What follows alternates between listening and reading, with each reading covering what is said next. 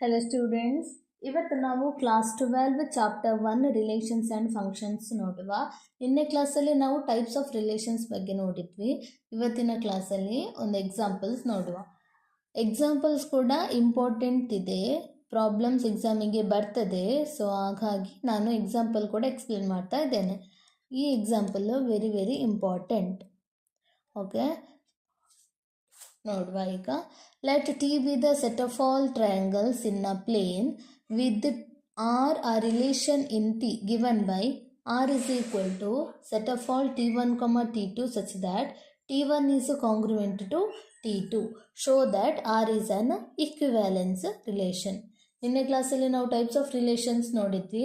ಅದರಲ್ಲಿ ಇಕ್ವಿವ್ಯಾಲೆನ್ಸ್ ರಿಲೇಷನ್ಸ್ ಅಂತ ಬಂದಿದೆ. ಏನು ಇಕ್ವಿವ್ಯಾಲೆನ್ಸ್ ರಿಲೇಷನ್ ಅಂದರೆ ರಿಫ್ಲೆಕ್ಸಿವ್, ಸಿಮೆಟ್ರಿಕ್, ಟ್ರಾನ್ಸಿಟಿವ್ 3 ರಿಲೇಷನ್ ಇದ್ದರೆ ಅದನ್ನು ಇಕ್ವಿವ್ಯಾಲೆನ್ಸ್ ರಿಲೇಷನ್ ಅಂತ ಕರಿತೇವೆ ನಾವು. ಈಗ ನಾವೇನು ಪ್ರೂವ್ ಮಾಡಲಿಕ್ಕೆ ಇರೋದು R is equal to t1, t2 such that t1 is congruent to t2. ಈ ರಿಲೇಷನ್ ಇಕ್ವಿವ್ಯಾಲೆನ್ಸ್ ರಿಲೇಷನ್ ಅಂತ ಪ್ರೂವ್ ಮಾಡಬೇಕು. ಪ್ರೂವ್ ಮಾಡಬೇಕಾದ್ರೆ ನಾವು R is reflexive, R is symmetric as well as R is transitive ಅಂತ ತೋರಿಸಬೇಕು. ಫಸ್ಟಿಗೆ ನಾವು ಆರ್ ಈಸ್ ರಿಫ್ಲೆಕ್ಸಿವ್ ಅಂತ ಪ್ರೂವ್ ಮಾಡುವ. Okay, since every triangle is congruent to itself. Since every triangle is congruent to itself, therefore t1, t1 belongs to R for all t1 belongs to set T. Therefore R is reflexive. ಗೊತ್ತಾಯ್ತಲ್ಲ. t1, t2. T ಅಂದರೆ set of all triangles. ಅದರಲ್ಲಿ t1, t2, t3 so ಎಲ್ಲ triangles ಇದೆ. t1 equal to t2 t1 equal to t1, t2 equal to t2, t3 equal to t3 ಅಲ್ವಾ. ಹಾಗಾಗಿ ನಾವೇನು ಹೇಳ್ಬೋದು, t1 is congruent to t1, t2 is congruent to t2, t3 is congruent to t3 so ಅಂತ ಹೇಳ್ಬೋದು. So therefore R is reflexive. Next ಏನು ನೋಡಬೇಕು, R is symmetric ಅಂತ prove ಮಾಡಬೇಕು. Let t1, t2 belongs to R. t1 ಮತ್ತು t2 ಎಲ್ಲಿದೆ, set T ಯಲ್ಲಿದೆ.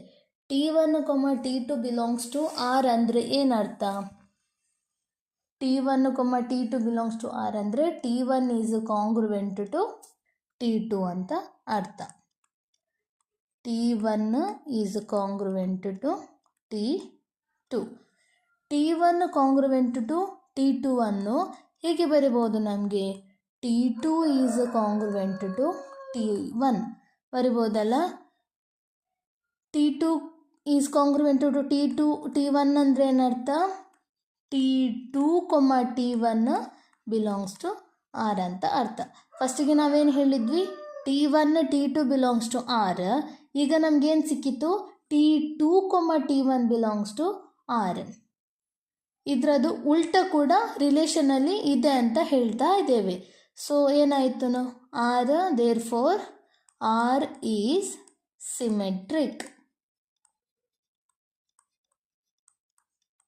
ಸರಿಯಲ್ಲ. Next ನಾವು ಪ್ರೂವ್ ಮಾಡಲಿಕ್ಕಿರೋದು R is transitive.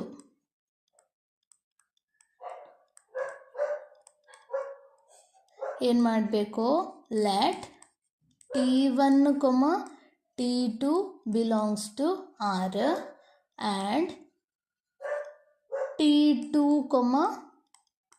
t3 belongs to R.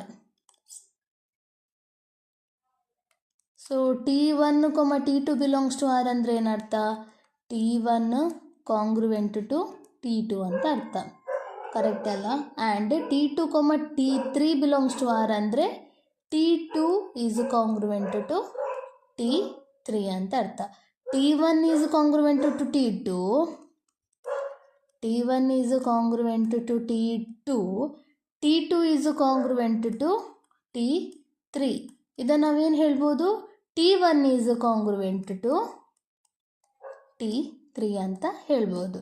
T1 congruent to T3 ಅಂದ್ರೇನು, T1, T3 is belongs to R.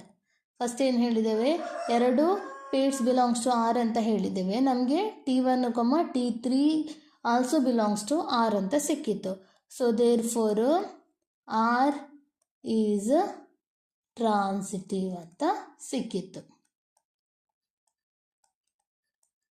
So R is reflexive ಹೌದು, R symmetric ಹೌದು, R transitive ಕೂಡ ಹೌದು. ಸೊ ಏನಾಯಿತು, therefore R is an equivalence relation. ಅರ್ಥ ಆಯ್ತಲ್ಲ, ಇದು important problem.